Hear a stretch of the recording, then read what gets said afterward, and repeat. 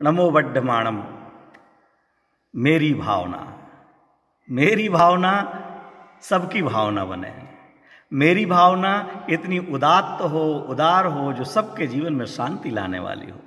मेरी भावना सब में प्रेम भाव फैलाने वाली भावना हो, द्वेष फैलाने वाली भावना हो ना हो। क्या कहते हैं कवि? फैले प्रेम परस्पर जग में, मोह दूर ही रहा करे। अप्रिय कटुक कठोर, शब्द नहीं कोई मुख से कहा करे। क्या? फैले प्रेम परस्पर जग में, सब जगह प्रेम भाव हो, प्रेम भाव हो, प्रेम भाव हो सब जीवों में। फैले प्रेम, सब लोग प्रेम से रहें। कदाचित मतभेद हो तो हो, लेकिन मनभेद ना हो। परिवार में मतभेद हो लेकिन मनभेद ना हो। भाई भाई में मतभेद हो सकता है, पति पत्नी में मतभेद हो सकता है, पिता पुत्र में मतभेद हो सकता है। मतभेद होना ये मस्तिष्क का काम है। हमारी सोच अलग है, ज्ञान में हीना दिखता है, रुचि अलग अलग है, इसलिए मतभेद हो सकते हैं। परंतु मनभेद कषाय के कारण होता है। मतभेद क्रोध और मान के कारण होता है, अपने आप को बड़ा मानने के कारण। मनभेद कषाय के कारण होता है। ज्ञान में हीना दिखता है, रुचि में हीना दिखता है, विभिन्नता है, उसके कारण से मतभेद होंगे। किसी को तुअर की दाल पसंद आती है, किसी को मूंग की दाल पसंद आती है, किसी को कुर्ता पजामा पहनना अच्छा लगता है, तो किसी को पैंट शर्ट पहनना अच्छा लगता है। कि आज की बहनों को किसी को साड़ी पहनना अच्छा लगता है, तो किसी को सूट पहनना अच्छा लगता है। हो सकता है व्यापार करने में भी एक भाई को कुछ व्यापार करना अच्छा लगता है, एक भाई को कुछ व्यापार करना अच्छा लगता है। मकान बनाने में विभिन्नता हो सकती है। मंदिर में आएंगे तो मंदिर में किसी को कोई पूजन आज पसंद है, किसी को कोई पूजन पसंद है, किसी को जोर से बोलना पसंद है, किसी को धीरे बोलना पसंद है। हो सकता है किसी को तीर्थ यात्रा करना ज़्यादा अच्छा लगता है, किसी को स्वाध्याय करना अच्छा लग सकता है। ये मतभेद हो सकते हैं। कोई कार्यक्रम करें, उस कार्यक्रम में भी मत भिन्नता हो सकती है। कोई कहेगा विधान और शिविर का आयोजन करें, कोई कहेगा अकेले शिविर का आयोजन करें। किसी का मत होगा किसी विद्वान, अमुक विद्वान को बुलाया जाए, किसी का मत होगा अमुक विद्वान को बुलाया जाए। ये मतभेद होना कौन सी बड़ी बात है? जब तक सम्यक ज्ञान प्रकट नहीं हुआ तब तक मतभेद रहेंगे। इसीलिए कहा जाता है अनंत ज्ञानियों का एक मत। यह भी विशेषकर मोक्ष मार्ग के संबंध में समझिए, वस्तु स्वरूप के संबंध में समझिए। ज्ञानी जन भी घर गृहस्थी में रहते हैं तो वहां पर उनकी भी रुचियां अलग अलग हैं, औदैहिक भाव अलग अलग हैं, राग द्वेष भाव अलग अलग हैं। किसी के तीव्र राग है, किसी के मंद राग है, किसी के क्रोध की अधिकता है, किसी के मान की अधिकता है, किसी को खाने पीने की रुचि है, किसी को पहनने ओढ़ने की रुचि है। अलग अलग प्रकार की रुचि होती है। विभिन्न मत यह लोका, ये जो लोक है ये विभिन्न मति वालों का है। ये जो ज्ञानियों का एक मत, ये वस्तु स्वरूप के संबंध में, तत्व ज्ञान के संबंध में, धर्म के संबंध में, मोक्ष मार्ग के संबंध में। तो अनंत ज्ञानियों का एक मत और एक अज्ञानी के अनंत मत हो सकते हैं।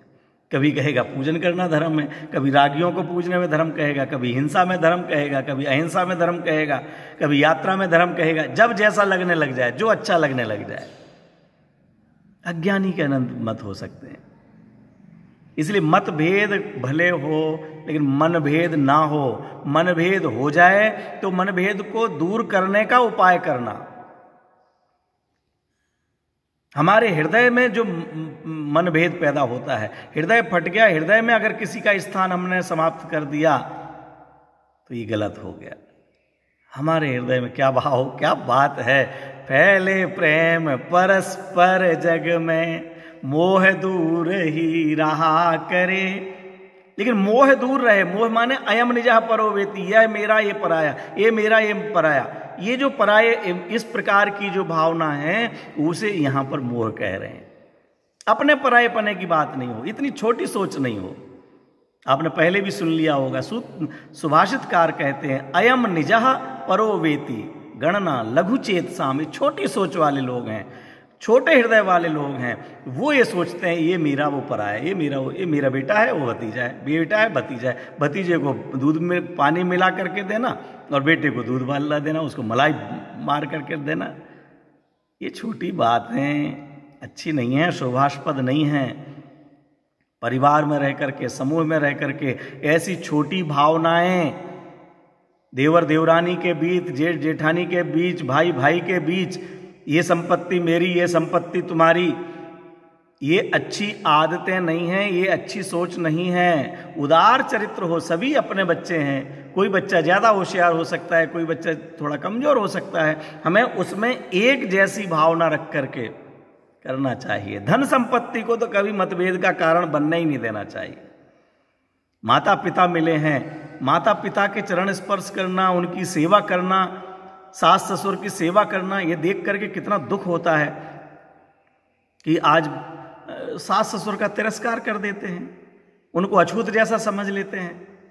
वह बीमार हो गए हैं, वह कुछ काम नहीं कर पा रहे हैं तो कहीं भी पड़े रहो। अरे माता पिता बीमार भी हों तो भी उनके नज़दीक बैठना। माता पिता सास ससुर अगर बीमार हों, दादा दादी बीमार हों तो भी उनके नज़दीक बैठना। हम अपने पोते पोतियों के साथ रहना चाहते हैं और जो हमारे माँ या दादा दादी हैं उनसे उनको मिलना नहीं देना चाहते। क्या सोच है हमारी? हमें क्या लगता है कि दादा दादी के पास जाएंगे तो वो बीमार हो जाएंगे? क्या उनको आशीर्वाद नहीं मिलेगा? अरे उनका शरीर बीमार हो सकता है लेकिन उनकी भावनाएं बड़ी उदार हैं, उनकी भावनाएं सब जीवों को सुखी रखने की हैं, उनकी भावनाएं पूरे परिवार को आशीर्वाद देने की हैं, उनके बहुत अनुभव हैं, उनके बहुत उपकार हैं। यदि हम इस बात को नहीं सुन पाए, नहीं समझ पाए तो हमारा जीवन बेकार है। हम दुनिया भर के लिए सुनाने समझाने के लिए बात करें और हम स्वयं ना ये बात समझ सके, अपने परिवार वालों के प्रति आदर भाव नहीं ला पाए, अपने समाज के प्रति आदर भाव नहीं ला पाए तो फिर क्या करेंगे?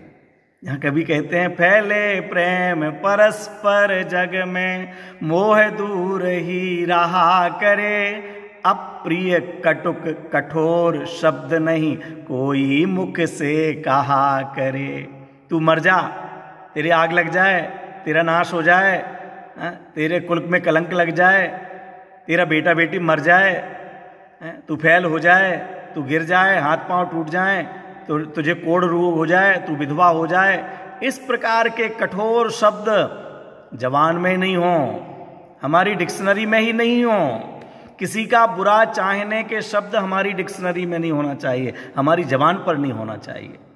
दूसरे की जो मर्जी हो वो कहे, मुझे मारने का सोचता हो तो भले सोचे, मेरा नुकसान सोचता है तो भले सोचे, मेरा अपयश सोचता है तो अपयश सोचे, मुझे बुरे रूप में देखता है वो, ये पंडित है, बेकार हैं, बेरोजगार हैं, फालतू की बातें करते हैं, ये तो एकांत की बात करते हैं, ये तो अनेकांत की बात करते हैं। जिसको जो कहना हो, जो सोचना हो वो सोचे, लेकिन मैं किसी के प्रति खोटे शब्दों का प्रयोग नहीं करूं, खोटे शब्द सोच करके अपना मन खराब नहीं करूं, खोटे शब्द बोल करके मैं अपनी जबान खराब नहीं करूं, खोटे शब्द सुन करके अपने कान खराब नहीं करूं।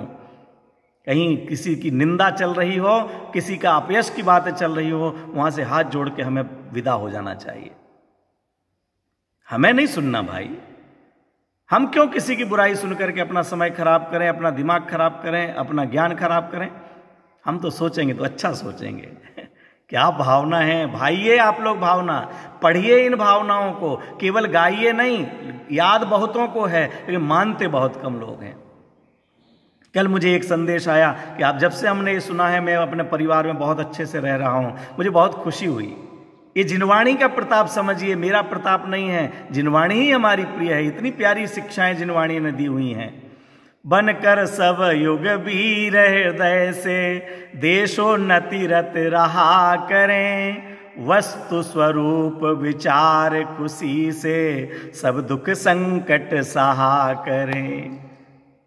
युगवीर जुगल किशोर जी मुख्तार साहब युगवीर अपना उपनाम लिखा करते थे। वे लिख रहे हैं कि सब लोग देश की उन्नति के में प्रयास करें, देश उन्नति, केवल व्यक्तिगत उन्नति नहीं, हमारा हर कार्य देश की उन्नति के लिए भी बने, समाज की उन्नति के लिए भी बने, सर्वोपयोगी बने, बहुजन हिताय होवे। सर्वजन हिताय ना हो सके तो बहुजन हिताय होवे। और क्या कहते हैं, वस्तु स्वरूप विचार खुशी से, वस्तु के स्वरूप का विचार खुशी से करें, तत्व का विचार खुशी से करें और सब दुख संकट सहा करें। अगर पाप के उदय में हमारे जीवन में कोई दुख आ जाए, कोई संकट आ जाए, आपत्ति आ जाए, बीमारी आ जाए, ऐसे समय में भी वस्तु के स्वरूप का विचार करके, कर्मबद्ध और क्रमबद्ध का विचार करके, मेरे जीवन में इसी पर्याय का क्रम में आना निश्चित था, भगवान ने जाना था, वही हुआ है। जो दुख आपत्ति विपत्ति देखी थी भगवान ने, वही आई है। मैंने ही पूर्व में कर्म बांधे होंगे, उनका ही फल मुझे प्राप्त हो रहा है, कोई दूसरा मेरी आपत्ति विपत्ति का कारण नहीं है। ऐसा वस्तु स्वरूप विचार करके उनको, संकट को, समस्याओं को का समाधान हम शांति से करें। मैं कर्म पूरब किए खोटे, सहे क्यों नहीं जिएरा, अति क्रोध अगनि बुझाए प्राणी, साम में जल्ले सिएरा।